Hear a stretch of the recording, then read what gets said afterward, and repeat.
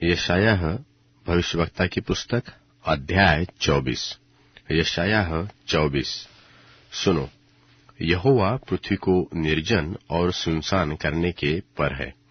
वह उसको उलटकर उसके रहने वालों को तितर बितर करेगा।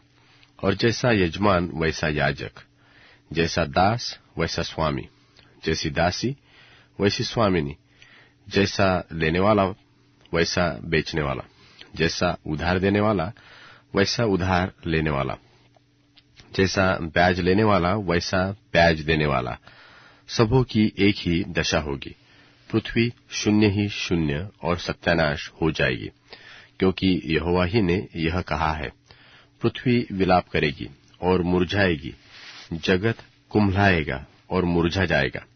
पृथ्वी के महान लोग कुम्हला जाएंगे, क्योंकि पृथ्वी अपने रहने वालों के कारण अशुद्ध हो गई है, क्योंकि उन्होंने व्यवस्था का उल्लंघन किया है और विधि को पलट डाला है और सनातन वाचा को तोड़ दिया है। इस कारण शाप पृथ्वी को ग्रसेगा और उसमें रहने वाले दोषी ठहरेंगे, और इसी कारण पृथ्वी के निवासी भस्म होंगे और थोड़े ही मनुष्य रह जाएंगे। नया दाख मधु जाता रहेगा, दाख लता मुरझा जाएगी, और जितने मन में आनंद करते हैं सब लंबी लंबी सांस लेंगे। डफ का सुखदायी शब्द बंद हो जाएगा, प्रसन्न होने वालों का कोलाहल जाता रहेगा। वीणा का सुखदायी शब्द बंद हो जाएगा। वे गाकर दाख मधु न पिएंगे, पीने वालों को मदिरा कड़वी लगेगी। सुनसान होने वाली नगरी नाश होगी, उसका हर एक घर ऐसा बंद किया जाएगा कि कोई पैठ न सकेगा। सड़कों में लोग दाख मधु के लिए चिल्लाएंगे, आनंद मिट जाएगा। देश का सारा हर्ष जाता रहेगा, नगर उजाड़ ही उजाड़ रहेगा और उसके फाटक तोड़कर नाश किए जाएंगे। और पृथ्वी पर देश देश के लोगों में एक ऐसा होगा जैसा कि जलपायु के झाड़ने के समय व दाख तोड़ने के बाद कोई कोई फल रह जाता है। वे लोग गला खोलकर जय जयकार करेंगे और यहोवा के महात्म्य को देखकर समुद्र से ललकारेंगे। इस कारण पूर्व में यहोवा की महिमा करो और समुद्र के द्वीपों में इस्राएल के परमेश्वर यहोवा के नाम का गुणवादन करो।